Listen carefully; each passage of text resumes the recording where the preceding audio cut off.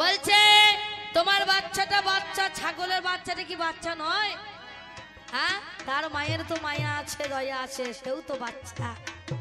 তোমরা করো কি, সেই বাচ্চাকে এনে তোমরা বলি দিচ্ছ, কাটছ, তাই না?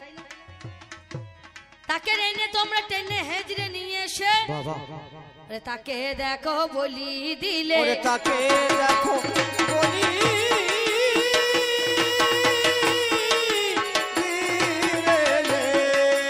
বলে কোথায় তোমার ধরে মরই, তাকে দেখো বলি দিলে গো। বলছে সেই ছাগলের বাচ্চা এনে তোমরা কাটছো। কাকে কাটে গো? কারণ সেই নারী ছেঁড়া ধন। আমরা প্রথম থেকেই তো সেই নারী ছেঁড়া ধন হয়ে আমাদের প্রথমে জন্মের পর থেকেই তো আমাদেরকে কাটতেই হয়, হয় না বলুন? না কাটলে হবে? বলছে এতে কি ধর্ম রক্ষা পাবে? পাবে না।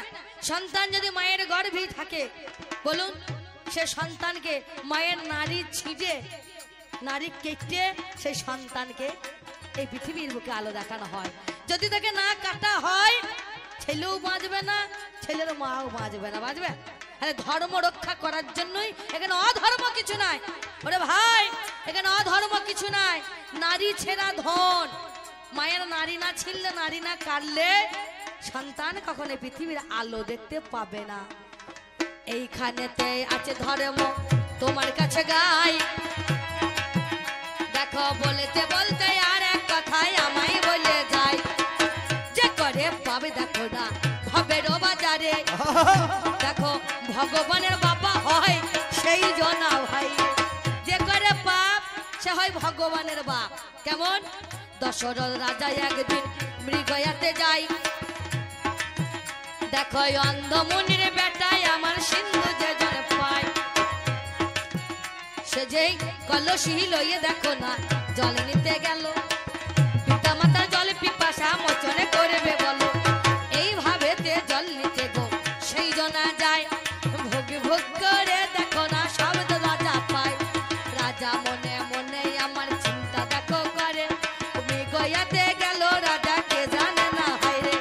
যেই নাই আমার সেই জনাটা কলসি ডুবালো, ভোগ ভোগ নিয়ে শব্দ দেখো আওয়াজ কানে গেল। দশরথে মনে মনে সে যে চিন্তা করে, নিশ্চয়ই হরিণে দেখো জল খেতে যাই রে।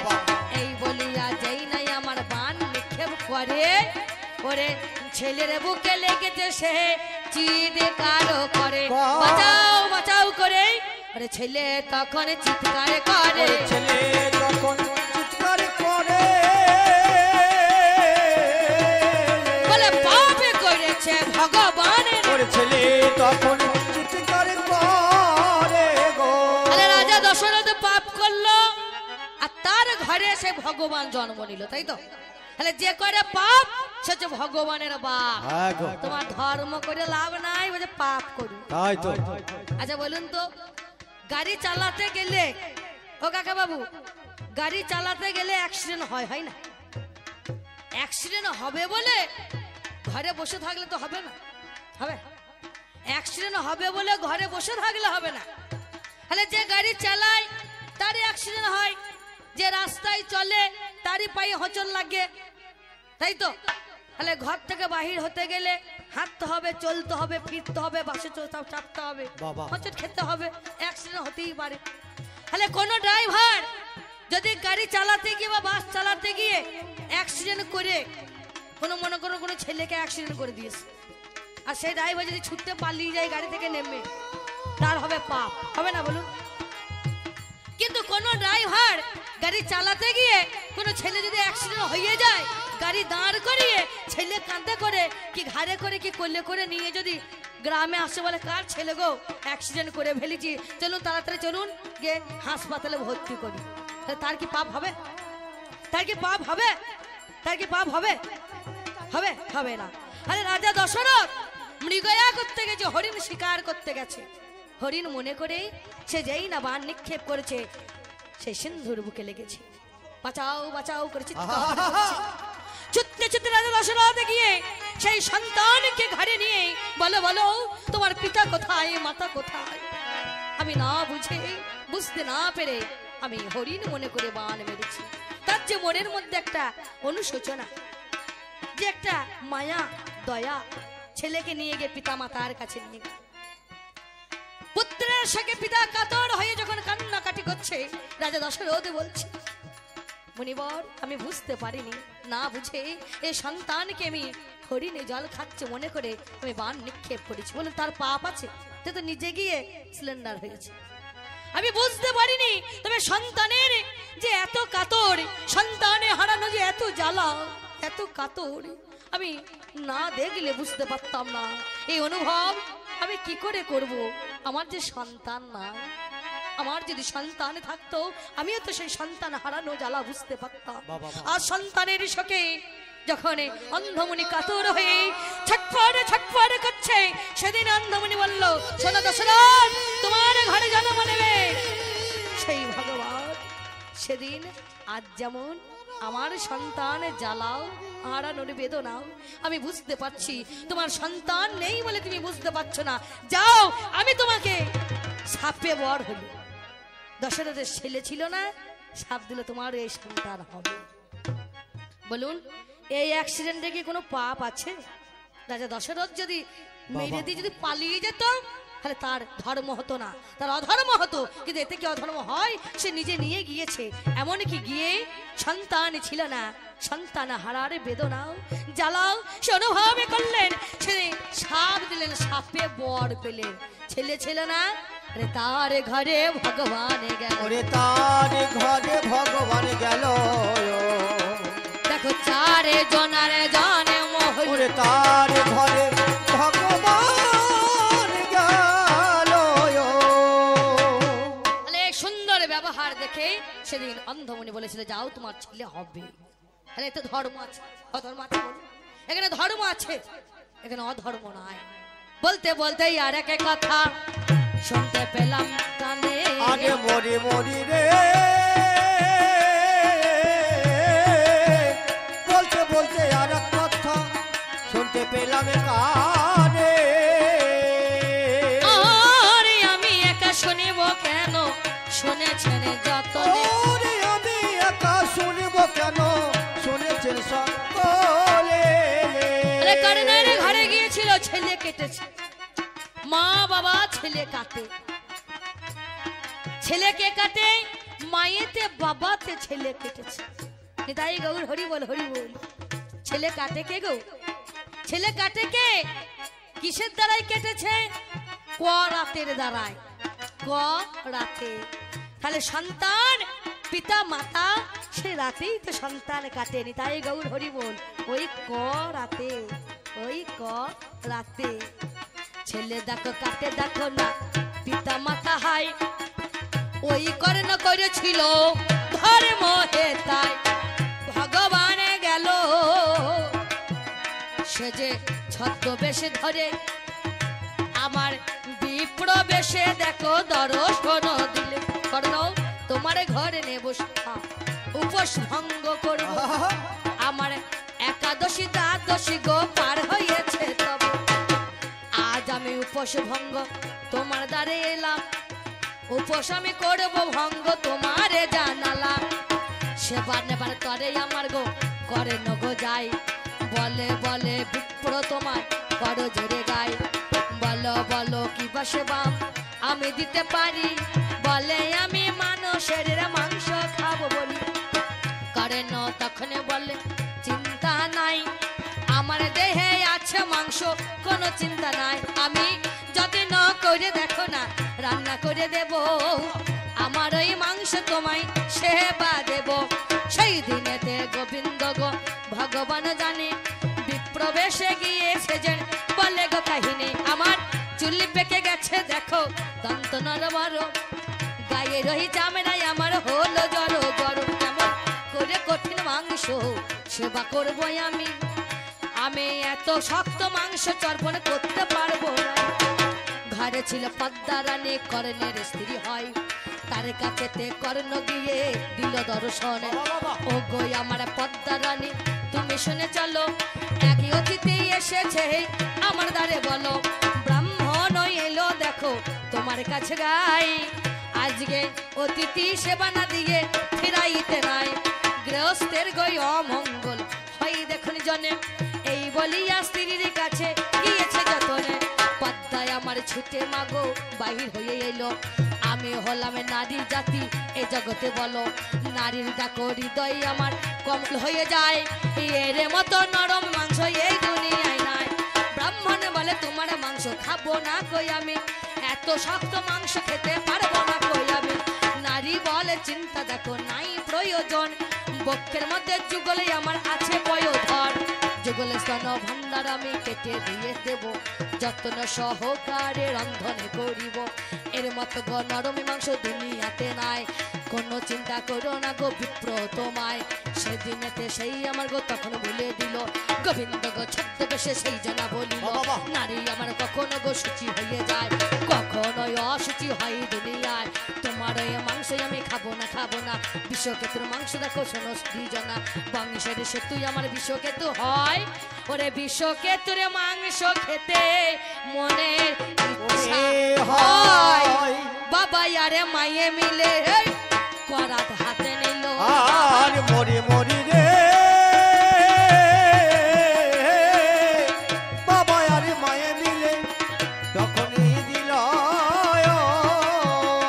ওই করাতে সন্তান কাটা হয় বলো, যাকা হইল ভালো। দেখো ধরে মুখ রাখিল সেই জনা জানি, মায়ের আমারে বুকে যাই পেটে মা সন্তান। অতিথি সেবার জন্য সেদিন করাত ধরে বিপ্র বেশে অতিথিকে সেবা দেবে। বিশ্বকেতু বলছে মা গো মা কেন কাঁদছো?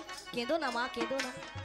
যখন কোনো মায়ের গর্ভে সন্তানে আসে, মা তুমিও তো বলেছিলে গোবিন্দের কাছে কেঁদে কেঁদে আমার সন্তান যেন হে গোবিন্দ তোমার সেবায় লাগতে পারে।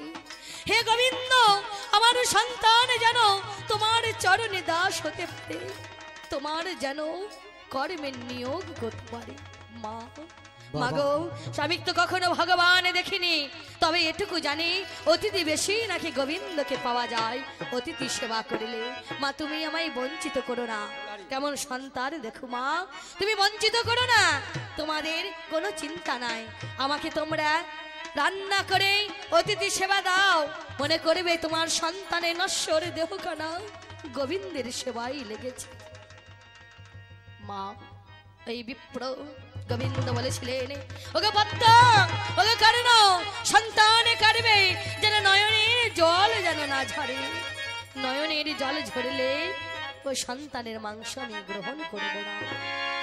সন্তানে কেটে মায়ের হৃদয়, মা আঁচলের তলায় ছেলের মুন্ডখানা আড়াল করে রেখেছে, ঝোলে ঝালে রান্না করে মনে মনে চিন্তা করছে ওই বিপ্রর সেবা দেব, যেই না চলে যাবে ও থাকতে তো আমি কাঁদতে পারবো না।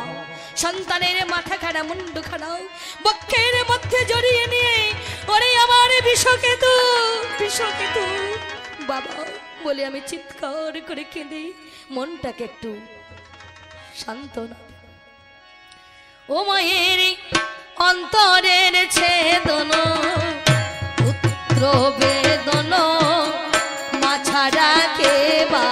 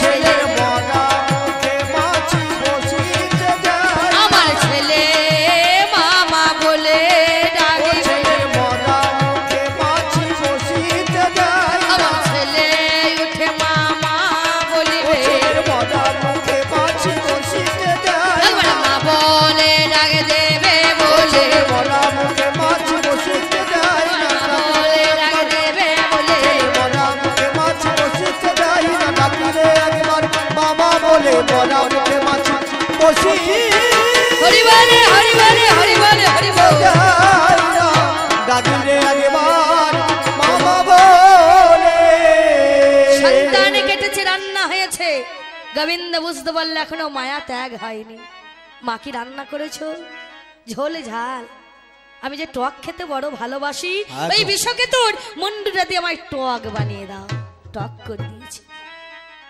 চারখানা আসন পাতো একটাতে বসবে পদ্মা একটাতে বসবো আমি একটাতে বসবে কর্ণ আর একটাই বিষকেতুর মতো একটা বাচ্চা ছেলে যাও গ্রাম থেকে একটা বিষকেতুকে ধরে নিয়ে এসো আরে বাচ্চা ছেলে নিয়ে এসো চারটে আসন আমরা গ্রহণ করব যেই না করে না গ্রামে দিয়ে ছুটে যাচ্ছে ছেলেরা খেলা করছে ওরে আয় রে আমার ঘরে আয় সবাই বলছে ওই দেখো ও বাবা নয় হলো রাক্ষস বাবা হয়ে ছেলে কেটেছে ছুটে পালিয়ে যাচ্ছে করোনা চিৎকার করে কাঁদছে হে গোবিন্দ তবে কি আমি তোমার সেবা দিতে পারবো না অতিথি সেবা থেকে তবে কি আমি বঞ্চিত হব এত দূরে এসে তবে কি তুমি আমার বিষকেতুরি এই শরীর কি গ্রহণ করবে না কোথায় আছিস বিষকেতু ওরে বিষকেতু করে চিৎকার যেই না করেছে বিষকেতু এসে বাবার গলা জড়িয়ে ধরে বলছে বাবা এই তো আমি ওই যে খেলা করছিলাম বাবা করন্দলে কি হলো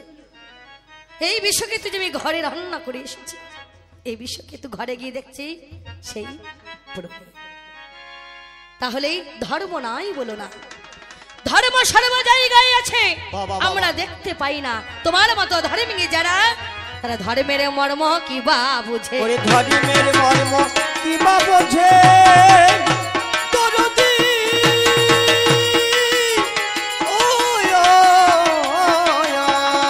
দেখো ধর্মের জোরে ছেলে বেঁচেছে ধর্মের মর্ম হরি বল হরি বল হরি বল বোঝে গো।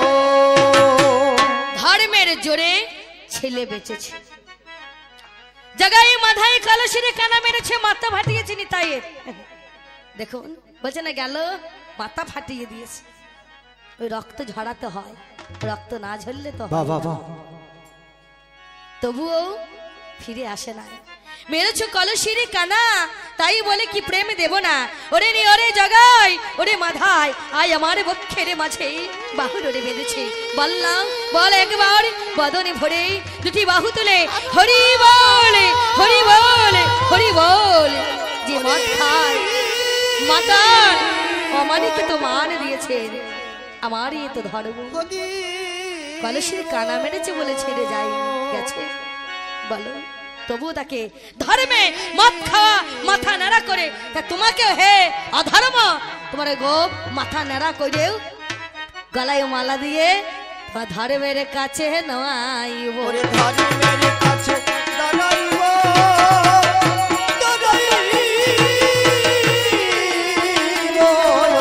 আমি এমন ধর্ম এসেছি ওরে ধর্মের কাছে দাঁড়াইব তুমি বলতে বলতে চলতে চলতে আরে ও ধীরে না ধীরে দাঁড়া না তাই রে ধীরে না মাগো আমায় বলে যাই আয় ও ধীরে দাঁড়া না তাই রে ধীরে না বলে ও দাদা গো বলো তুমি আরে ও ধীরে দাঁড়া না তাই রে ধীরে না বলে ধর্ম কোথায় পায় ও ধীরে দাঁড়া না তাই রে ধীরে না আহা জিজ্ঞাসা করছে ধর্ম বলো ধর্ম কোথায় আছে এখন কোন জায়গায় ধর্ম নাই অধর্ম সে বলেছে ধর্ম কোথায় আছে যদি থাকতে হয় একমাত্র শুকরে গোয়ালি আছে তাহলে ভাই এখান থেকে তোমার শিক্ষা নেওয়া দরকার ধর্ম ওই নিম্ন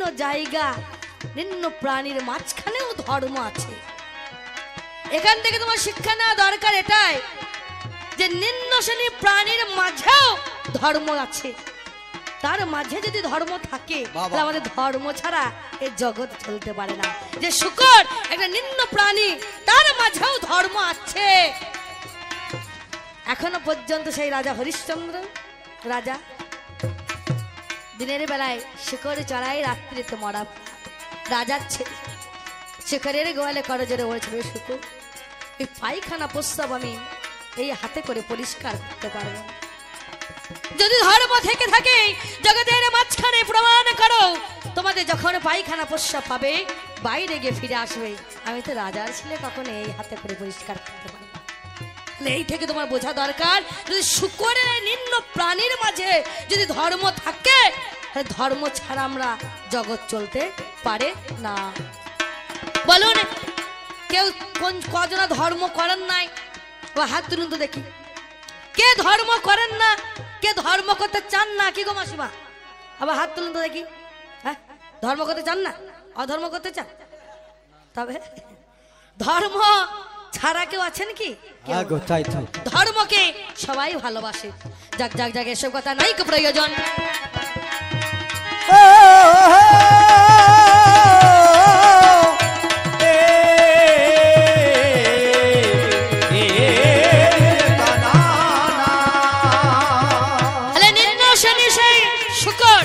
সে পর্যন্ত ধর্মকে ধরে রেখেছে। আমার ধর্ম সকল, ধর্ম না থাকলে চন্দ্র সূর্য গ্রহ তারা বলুন নিয়মিত ভাবে সূর্য পূর্ব দিকে উঠতে না। এ ধর্মের অবদান, ধর্ম আছে বলে সব তো ধর্ম, তাছাড়া এই জগৎ চলতে পারত না। তবে বলতে বলতে আর এক কথায় আমার কাছে গাই, দেখো আমায় বলে মন্দিরেতে পাঠা বলি হয়, ছাগলে বলি হয় গো, ভেড়া বলি হলে বোঝে ভাগে আনতে দৌড়ে যাও মন্দিরের তরে। ছাগল বলি পাঠা বলি হলে, ভেড়া বলি হলে ছুটতে যাও ভাগ আনতে, মোষ বলি হলে তো যাও না। ছাগ ভেড়া এলো যে কাম ক্রোধ পাঠা বলি দিই আমরা মায়ের এই মন্দিরে, কাম ক্রোধ পাঠা। আর মহিষ বলি হলে আমরা ভাগ নিই না কেন? অসুরের অত্যাচার জগতে হয়। এখন যারে নামে মহিষাসুর জানেন তা নিশ্চয়, এই অসুরে মহিষের রূপ ধারণে করে আমার জগতে এই অত্যাচার করেছিল। হাইরে সে যে হলো অসুর, আমার মা দুর্গা যিনি আমার অশুভকে আমার নাশ করেন তিনি, তাই মহিষাসুর যে মহিষের রূপে ধরে আমার মায়ের সঙ্গে যুদ্ধ করতে গিয়েছিল। হাইরে তাই তো আমার মা জননী দরদিনী যিনি আমার মহিষী বধ বাবা করেছিলেন, তিনি মহিষাসুরকে আমার বধ করে হাই ওরে মহিষাসুরের মর্দিনী নামে সেজন পায়। এই মহিষ ভাগিনী না কেন?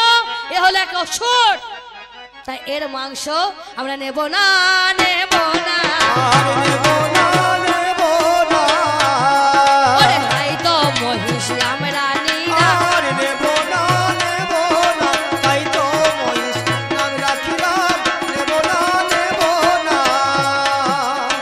বলতে বলতে আর এক কথা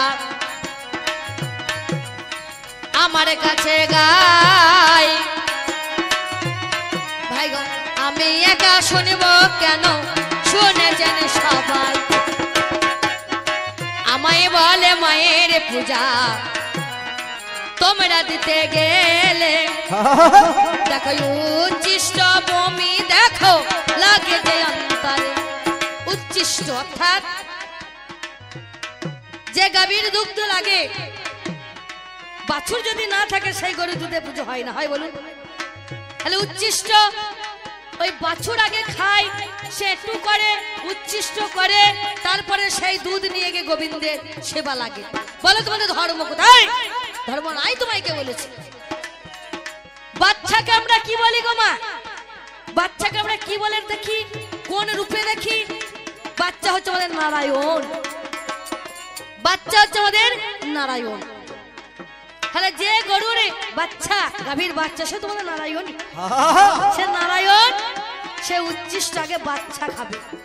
দেখবেন যদি পূজা হয় মন্দিরে, কোনো বাচ্চা গিয়ে যদি কোনো প্রসাদ পুজোর আগেই যদি তুলে নেয়, ঠাকুর মশাই মানা করে না। কেন? সে যে নারায়ণ, তার সেবাই হচ্ছে গোবিন্দের সেবা। আমরা গাভীর দুগ্ধ খাই, তাই বলে এই না তার বাচ্চাকে না দিয়ে আমরা সেটাকে খেয়ে নিতে পারি। যদি তার বাচ্চাকে না দিয়ে আমরা খাই, তাহলে আমাদের অধর্ম হবে। তাই তো দেখো বাচ্চাই আমার নারায়ণ জানি, আমার আগে দেখো খাই বাচ্চা, তবে গোবিন্দ ভাই মানি। সেই জন্য উচ্ছিষ্ট গো আমাদের লাগে, বলে কথা শুনতে পেলাম আসরে রোমার ভাই গো।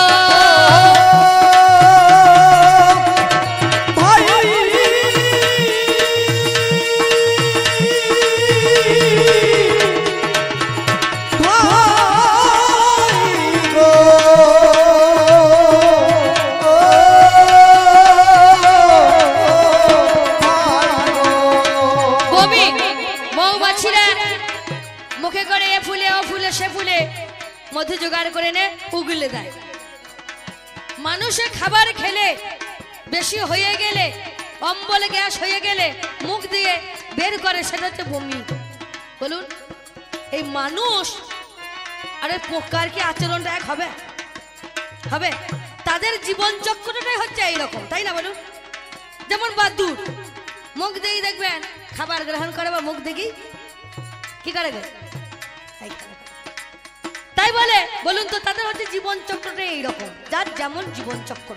মৌমাছি মুখে করে করে, আমরা তো মানুষের মতো নয় যে হাত আছে পা আছে, হাতে করে পায়ে করে নিয়ে চলে এলাম। বলুন তাদের জীবন চক্রটা এরকম। মানুষ আর পোকা এক নয়, তাদের জীবন চক্রটা এমন, মুখে করে নিয়ে আসবে, আর সেই মুখে করে এনে তবে না, মুখে উগলালে হাত পাত নেই। সব সর্পে যেমন দেখবেন কান নাই, বর্ষ বুঝতে পারে, তেমনি এদের জীবন চক্রটাই এমন। আমার আনে দেখো মুখে করে গো জানে না মহাশয়, মানুষ আরে পোকা মাকড় এক হবার নয়। এদের জীবন চক্রে এমন ভাবে, এমন সৃষ্টি হলো, এতে কোথায় অধর্ম তুমি ভুলে বলো। এ যে তাদের যেমন স্বভাব তেমন ধারা হয়, তোমার কাছে সত্য কথা দিলাম পরিচয়। তাই তো বলি শোনো কথা গো তোমার কাছে গাই, বোঝে লাগে দেখো মরার কাপড় তোমার জানা। রেশন পোকা, গুটি পোকা, তারা দেখবেন গুটি করতে করতে গুটি করতে করতে সে নিজেই কিন্তু বন্ধ হয়ে সেখানে মারা যায়, যাই না? তিনি নিজেই কিন্তু দেখবেন মুখে লালাতে দেখবেন গুটি করতে করতে গুটি করতে করতে নিজেই কিন্তু বদ্ধ হয়ে নিজেই মারা যায়। আর আমরা সেই রেশন তুলে এনে তাকে গরম জলে দিই। সে তো মরেই গেছে, সে তো মরেই গেছে, তাকে আবার নতুন করে মারার কি আছে? শুধু তৈরি করতে গেলে সেগুলো আমরা এনে গরম জলে পুনরায় দিয়ে সেটাকে নরম করে বের করি। এটা আমার দোষ কোথা আছে? সে তো নিজেই গুটি করতে করতে নিজেই গুটি করতে করতে বদ্ধ হয়ে নিজেই মারা গেছে, আমার আর মারার তো দরকার নাই। শঙ্খচূড়ের অসুর যার নাম, তার অস্থি থেকে হাড় থেকে শাঁখের জন্ম হয়েছে। বলছে বলো সে অসুরের হাড় তোমরা সে শঙ্খ বাজিয়ে পূজা করো, তো করে তো ক্ষতি কি আছে? ক্ষতিটা কি হয়েছে? এটাকে অধর্ম নাকি? অসুর কুলে জন্ম নিয়েছে। ওই শঙ্খচূড় একদিন ছিলেন শ্রীরাম, ছেলে গোবিন্দের দ্বারের দ্বারী। এই শঙ্খচূড় আগের জন্মে ছিলেন শ্রীরাম, গোবিন্দের দ্বারের দ্বারী। যেদিন বিরজার কুঞ্জে গোবিন্দ গিয়েছিলেন তার দ্বার রক্ষা করেছিলেন। রাধারানী পাগলিনী হয়ে খুঁজতে খুঁজতে খুঁজতে খুঁজতে দেখছে শ্রীরাম আছে দ্বারের দ্বারে। ওরে শ্রীরাম দ্বার ছাড় বলে ধাক্কা দিয়েছে। শ্রীরাম দ্বার ছাড় বলেছে, শ্রীরাম একটু ধাক্কা দিয়েছে। এমন আচরণ, যা তোকে আমি অভিশাপ দিচ্ছি, অসুরের মতো আচরণ করলি তুই অসুর কুলে জন্ম নিবি। যাও, যে বন্ধুরে লাগিয়ে তুমি এত পাগল পারা হয়েছ, তুমিও 7 বছর মধু ছাড়া হবে। আর বাবু কি করে? শঙ্খচূড় দৈত্য হলো, তার স্ত্রীর নাম হচ্ছে তুলসী সতী। তার বর ছিল, তার যতদিন সতী থাকবে তার স্বামী ততদিন বেঁচে থাকবে। সেই তুলসী গোবিন্দের সেবায় লেগেছে। শঙ্খচূড় কাঞ্ছার বলছে, হে গোবিন্দ, আমার কি আমি অসুরী কুলে জন্ম নিয়েছি বলে আমি কি গোবিন্দের সেবায় লাগবো না? সে হলো পরম ভক্ত, ভক্তের মান ডাকতে ভগবান বললেন, ভগবানের কাছে যদি কেউ নয়নের জলে ঝরিয়ে অশ্রু ঝরিয়ে ভগবানের শ্রীপাদ চরণে যদি নিবেদন করতে পারে, ভগবান কি সহ্য করতে পারে? হে গোবিন্দ, তবে আমি কি তোমার সেবায় লাগবো না? বলো বেশ, তুই শঙ্খ হয়ে থাকবি মন্দিরে, তোর হাত থেকে হবে শঙ্খ। ভগবানের ভক্তের মান ডাকতে আর গোবিন্দ গো জায়গা দিল, গোবিন্দ গো জায়গা দিল।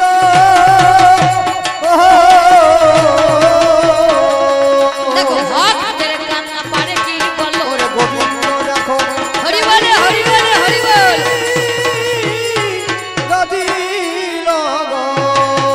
তাহলে এতে অধর্ম, এইখানে ধর্মের কোনো কিছু হয়েছে কি? ধর্ম আছে বলেই আজকে তুমি সেই জায়গা পেয়েছো, ধর্ম আছে বলে।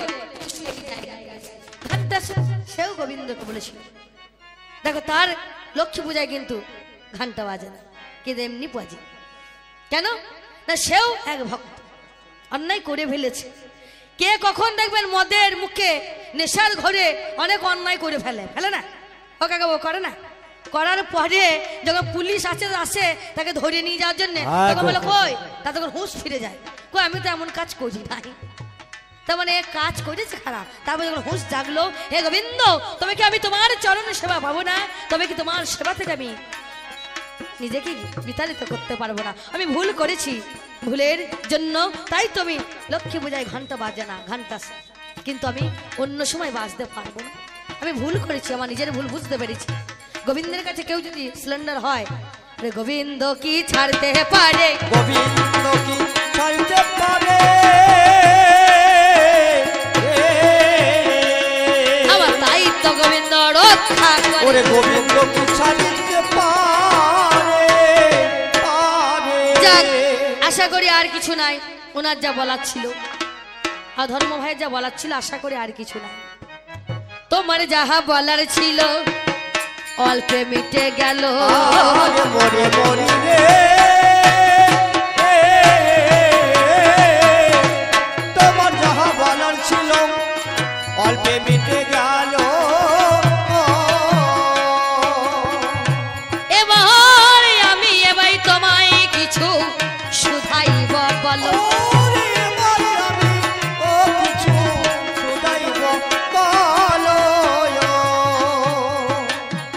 শোনো শোনো অধর্ম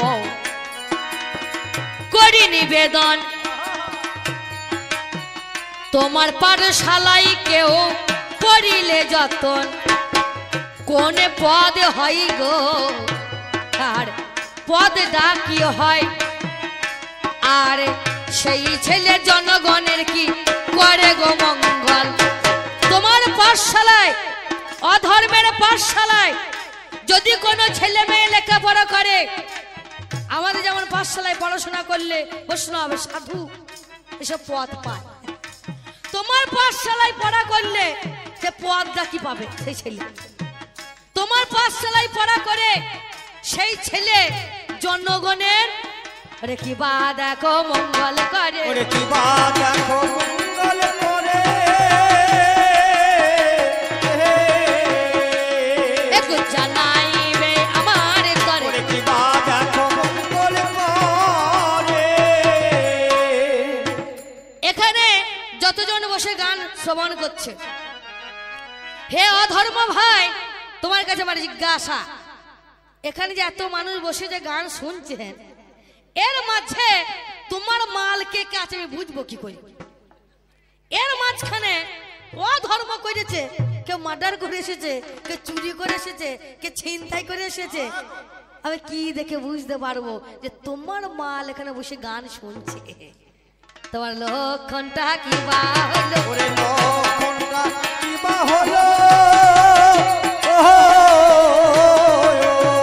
একটু জানাইবে তুমি ভালো লক্ষণটা কি বা হইলো 3 নম্বর কথা আমাদের এখন কালীতলা মনসাতলা শিবতলা দুর্গাতলা তলা শেষ নাই আগো তাই তো এই যে ধর্মের তলা নয় দুর্গাতলা কালীতলা মনসাতলা শিবতলা এগুলো যে আমাদের ধর্মের তলা আচ্ছা বললো তো তুমি তো অধর্ম তোমার বেঈমান তলা শয়তান তলা রাহাজানি তলা কোনটা একটু ভাবে ভাবে জেনে নেব ওরে ভাবে ভাবে জেনে নেব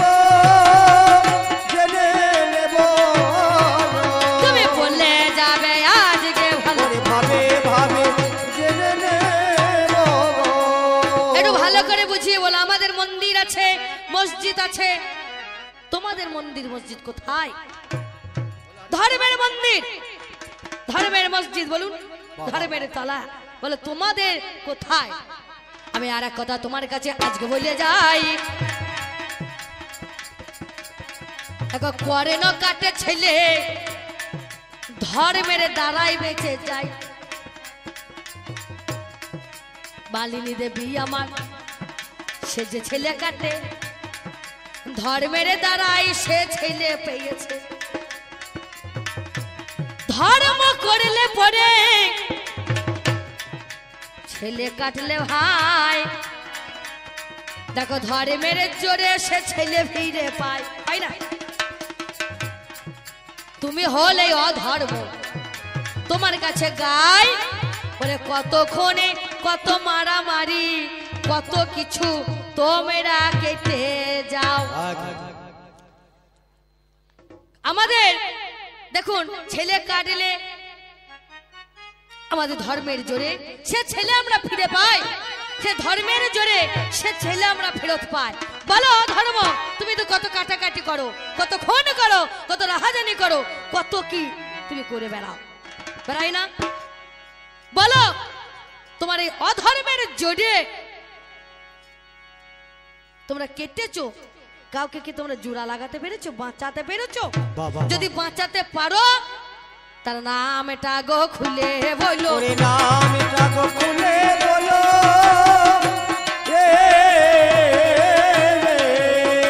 শুনে নেবেন শ্রোতা দল নাম এটা গো খুলে বলো আমার অধর্ম ভাই প্রত্যয় করেছে প্রত্যয় শিখেছে বলে ধর্ম ধীধাতু মন প্রত্যয় করে ধর্ম হয় তাহলে এটা আমার ব্যাখ্যা করে গেল আমি ধর্ম উনি অধর্ম আমার ব্যাখ্যা করে গেল যে ধী ধাতু মন প্রত্যয় করে ধর্ম হয় তুমি প্রত্যয় করছো প্রত্যয় করা তুমি শিখেছো অধর্ম ভাই তাহলে বলো তোমার অধর্মের প্রত্যয়টা কি করে হয় ধর্মের প্রত্যয় তুমি করে গেলে অধর্মের প্রত্যয়ে একটু ব্যাখ্যাটা তুমি করে যেও আগে তোমার কাছে জেনে নেব তোমার কাছে জেনে